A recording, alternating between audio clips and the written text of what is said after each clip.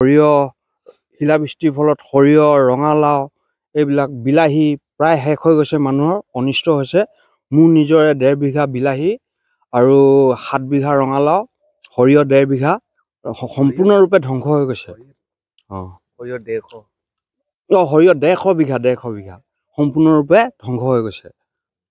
কেতিয়া আহিছিলে এইটো শিলাবৃষ্টি? এইটো যোৱাকালি প্ৰায় 3:30 মান বজাত আহিছিলে, আবেলি ভাগত। তেতিয়া সেইখিনি সময়তে আহিছিলে। আৰু ঘৰ দুৱাৰ তেনেকে আমাৰ এইখিনিত ইমান ক্ষতি হোৱা নাই। বিশ্বস্তভাৱে অকল কৃষিভূমিহে অনিষ্ট হৈছে। ধৰক ৰবি শস্য, কবি, বিলাহী, সৰিয়হ এইবিলাক অনিষ্ট হৈছে। যোৱাকালি যিটো শিলাবৃষ্টি হৈ গ'ল তাৰ ফলত মোৰ নিজৰে প্ৰায় 7-8 বিঘা ৰঙালাও বাৰী আৰু 2-3 বিঘা বিলাহী খেতি সম্পূৰ্ণৰূপে ধ্বংস হৈ গৈছে। আৰু গোটেই অঞ্চলটোত আমাৰ ইয়াতে সৰিয়হৰ খেতি প্ৰায় 1000 বিঘাৰ ওচৰা-ওচৰিকে মানুহে কৰে।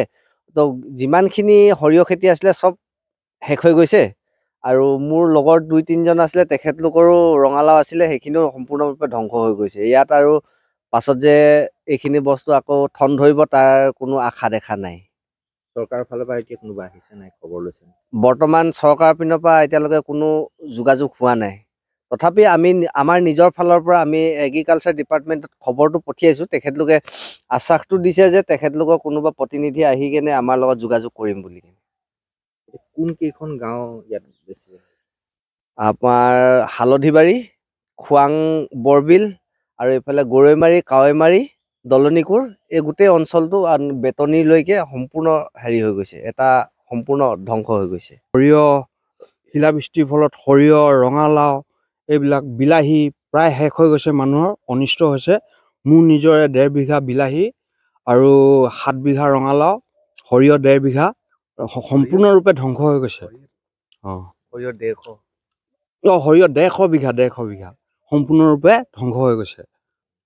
কেতিয়া আহিছিলে এইটো শিলাবৃষ্টি? এইটো যোৱাকালি প্ৰায় 3:30 মান বজাত আহিছিলে, আবেলি ভাগত।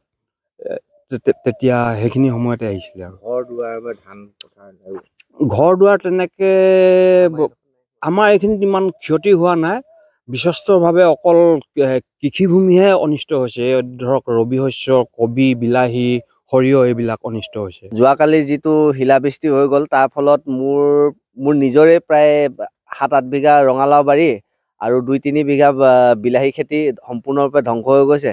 আৰু গোটেই অঞ্চলটোত আমাৰ ইয়াতে সৰিয়হৰ খেতি প্ৰায় 1000 বিঘাৰ ওচৰা-ওচৰিকে মানুহে কৰে। তো যিমানখিনি সৰিয়হ খেতি আছিলে চব শেষ হৈ গৈছে।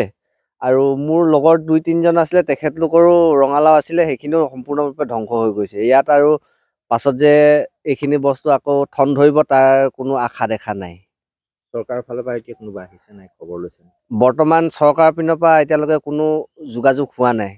তথাপি আমাৰ নিজৰ ফালৰ পৰা আমি এগ্ৰিকালচাৰ ডিপাৰ্টমেণ্টত খবৰটো পঠিয়াইছোঁ। তেখেতলোকে আশ্বাসটো দিছে যে তেখেতলোকৰ কোনোবা প্ৰতিনিধি আহি কেনে আমাৰ লগত যোগাযোগ কৰিম বুলি। কোন কেইখন গাঁও ইয়াত বেছি? আমাৰ হালধিবাৰী, খোৱাং বৰবিল আৰু এইফালে গৰৈমাৰী, কাৱৈমাৰী, দলনিকুৰ, এই গোটেই অঞ্চলটো বেতনীলৈকে সম্পূৰ্ণ হেৰি হৈ গৈছে, এটা সম্পূৰ্ণ ধ্বংস হৈ গৈছে।